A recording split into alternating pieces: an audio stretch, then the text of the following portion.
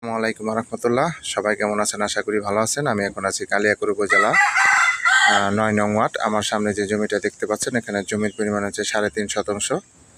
3.5 শতাংশ এই জমিটা আর্জেন্ট বিক্রি করা হবে। এই আশেপাশে অনেক বাড়িঘর আছে। এই যে এখানে হলো রাস্তা, এই যে রাস্তা, এই যে এখানে পাশে অনেক বাড়িঘর আছে।